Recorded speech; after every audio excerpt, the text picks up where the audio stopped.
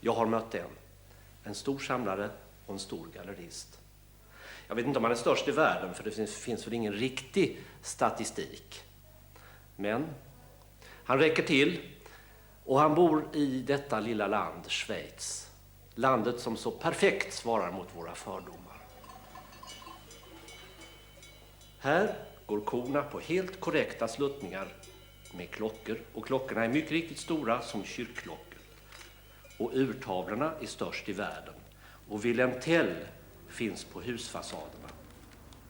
Men vad är äpplet? Just det, Magritte tog det. Han är också från Schweiz. Apropå Magritte, jag slank in på en surrealistutställning på ett galleri i Basel som skulle öppna några dagar senare.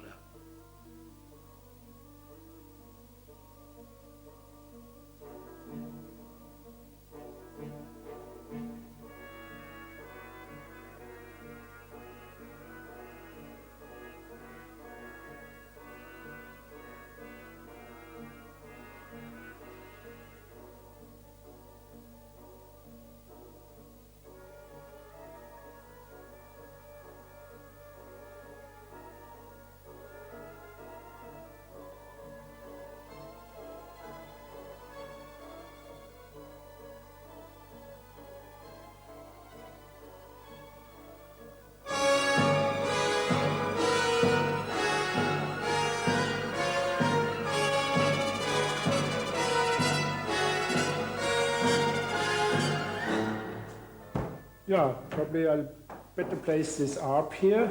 And I would probably move this work by Bellmer to the corner. Längst bort, i ett mindre rum, pågår den sista hängningen inför vernissagen. I thought you could go around it, but it's better up in the corner. Probably, I don't know yet. And this room will have mainly sculptures. This Marguerite by Tanguy has to be on a socle. Yes. Then this early Giacometti will also be here. And then the Gonzalez from outside will come here.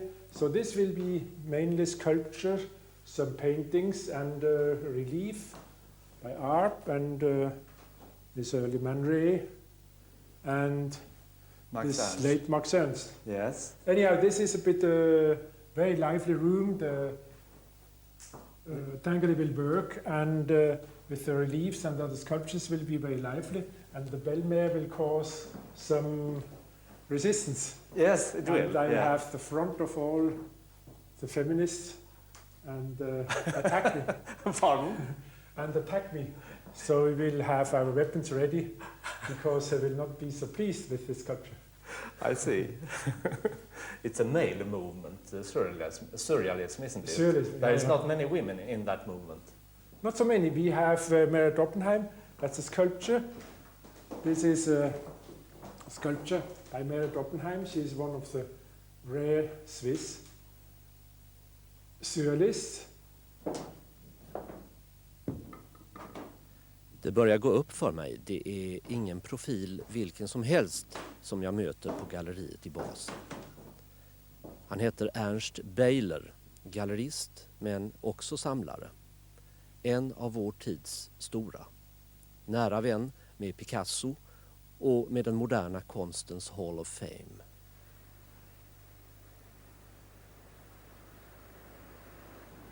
Jag måste få ett ordentligt möte till stånd. Nästa dag på ett av Basels torg. Jag får veta att statyn som jag lutar mig mot förvärvades till staden genom först en omröstning och sen en medborgarinsamling. Konst och äkta folkdemokrati. Jag börjar bli svag för Schweiz.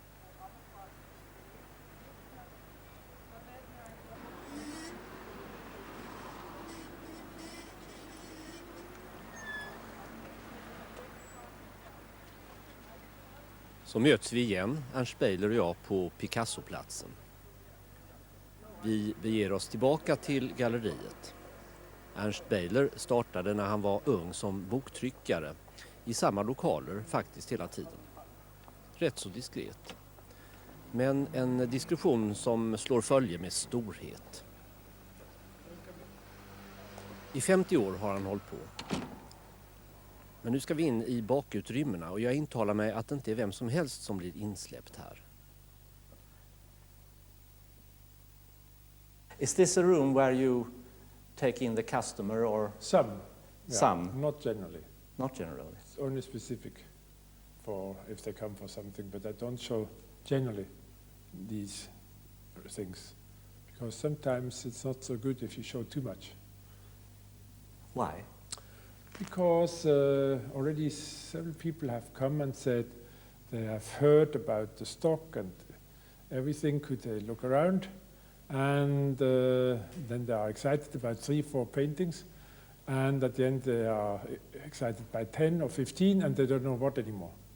So it's dangerous to show too many paintings. That before, in earlier years, I have shown all what I had, and Yes. I learned with time that it's not so good because people get distracted. What about the Monet pieces? I've been watching those fantastic Monet pieces. How did they come into this room? I was so astonished. Well, when I we saw- had late Monet paintings from very early on when they were not at all appreciated.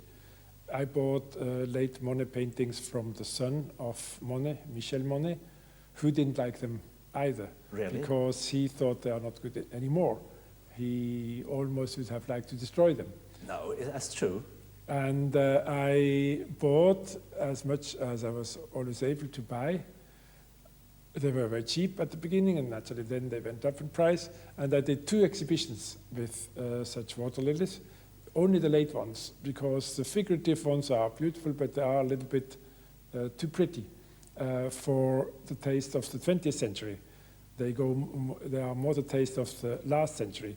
Meanwhile, those late ones go very much into our time because they are almost the forerunners of many things which happened, and one knows that Sam Francis and the Americans were very impressed, the American artists, by those late Monet, where he reached abstraction like Cézanne did, and where Cézanne also reached Cubism, to such an extent that he remains one of the pillars of the art of the century. Really, yes. And therefore I was always interested right from the beginning.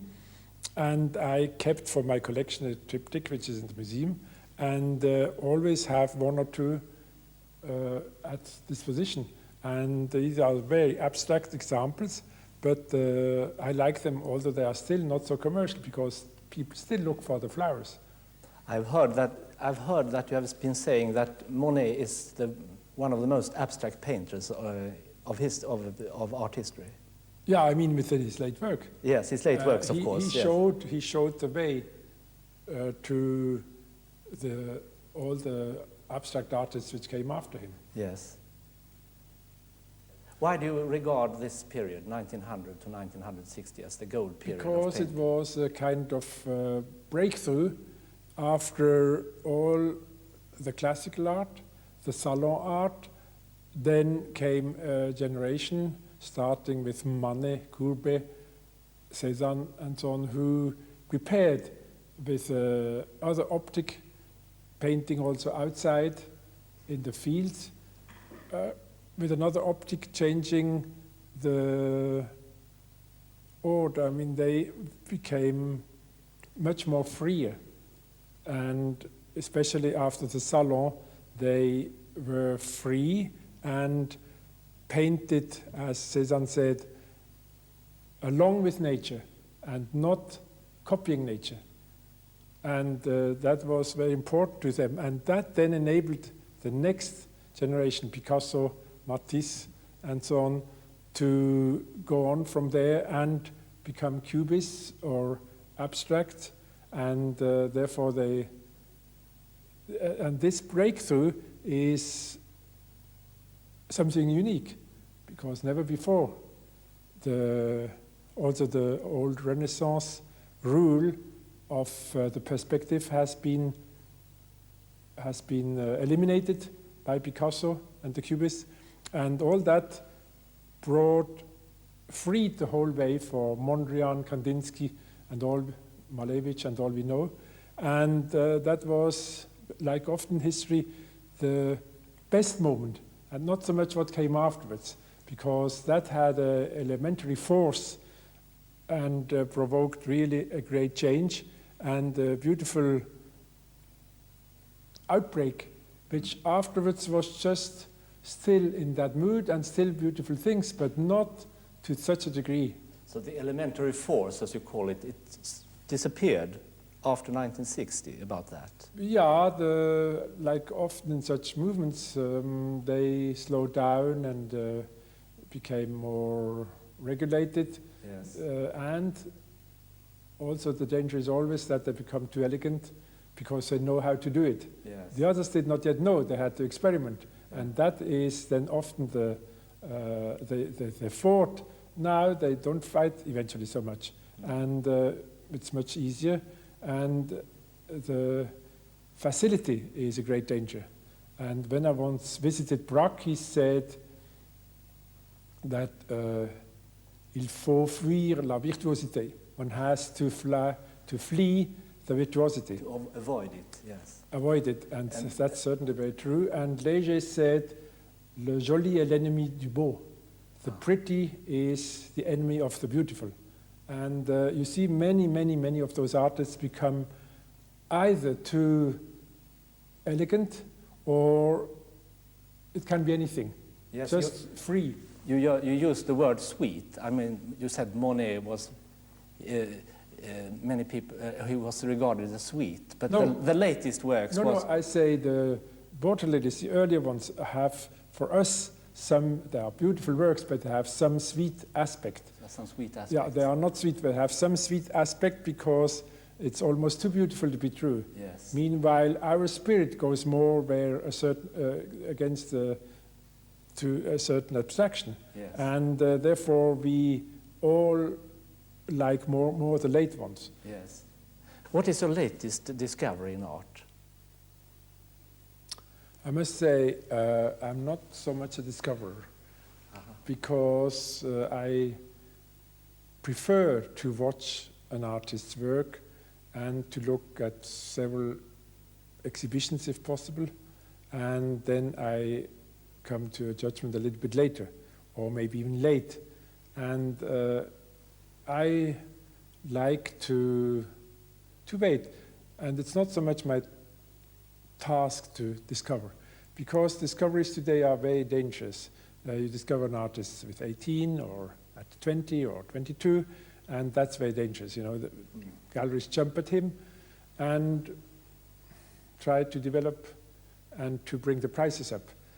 I understand that because they don't have another other choice, but I can wait, because if you think that Mondrian, Kandinsky, Klee, and so on, they became almost 40 until they became known and bought, and that was good for their development. That's one of the reasons too of the things we discussed before, why things are different today. Nowadays it's all very quick success, and young artists are mainly just interested in quick success, and so I prefer to have some distance and judge, slow down and later. I någonting som närmast liknar en skrubb börjar nu Ernst Beyler och så småningom också jag att plocka bland ytterligare några milstolpar. Det här är då Léger. Early one and between the later one, that's 1918, when he's very mechanical. And then I have outside the later one here. Yes. I can bring it in maybe, or we can leave it. Just we have about 7 Légers and about 15 to 20 Picassos. And I think a group is more than just individual paintings, you know, because you have to see the work in a group in order to get excited, and not a single work. Naturally, I know, maybe you know too, what it means. But if you see these works surrounded, then it makes immediately a big difference, and you get the spirit of the artist. Yes. When you see more than one work. Yeah, and you see his development, and that's very well the correct order. En liten Léger-utställning. The correct order, it's good as you had it. The correct order is Okay. this. You see? Then it starts with 1912, 1824, and already that gives an impression how a group can Yes. function. You're trying to create a dialogue between the works. That's right. in- And then it reinforces each one. And if you then see the 2-3 later works I have, then it shows what wonderful work Léger created. Yes. So that's an example with Léger. Then I can show you not quite the same thing with Mondrian. Do you have Mondrian here as well in the store? Yeah, but can only show you two. That's very early Mondrian. Yeah, that's one not very big one, but a very important one because it is stated 10, but he was a little bit wrong. It is 1911, but it shows coming from a tree already how he looked for the structure in nature in order to tell that there are laws in the universe. Yes. That was his great theory, that there are laws and rules, and he tried to bring the structure of horizontals and verticals, which then led to his later work. I have another painting which illustrates that in addition by Mondrian. That's 1914. And also here you see these two works are a wonderful beginning. He did churches and landscapes before, and then he did this abstract tree, and the abstraction here goes even further. And then it's only a step then to what his great work was, the lines and the horizontals, which people said for a long time, well, everybody can do that, can copy that. Yes. But that has been done, and it was not possible. You can see what is a copy. And also there are abstract artists who did similar work, but never anything better has been done than Mondrian. It's like a absolute law, or like the original meter after which you can measure. And I have only two here because about 4 of our collection are right now in the Museum of Modern Art in New York. The big exhibition. It's a big Mondrian show. Yeah. But at least here you see a wonderful beginning. And here is the part where garderobe, cashier and Nu everything är vi is. inne i And framtiden this is only och Ernst museum. Beyler är With ivrig. contemporary Ett stort room, museum håller på att exhibitions, byggas but just nu exhibitions here utanför will be only Basel collection. vid tyska And gränsen. then we have the groups here, for instance. Så här Cubism, ungefär kommer det att se ut maybe när det blir drawings, färdigt. Maybe here, the Monet, Here is the Monet the big triptych, yeah. on this wall Yeah. here. And for instance, and here's the Giacometti room, Giacometti. and here Mondrian Kandinsky. This room will only be clay.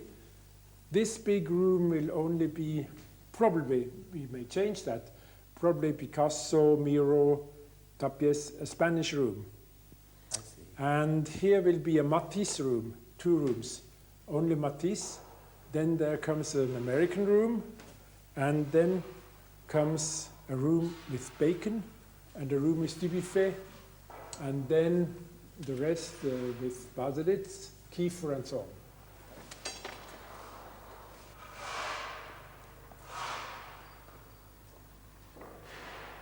Så kommer då Ernst Beyler också att få sitt monument, precis som Carl Milles en gång fick sitt.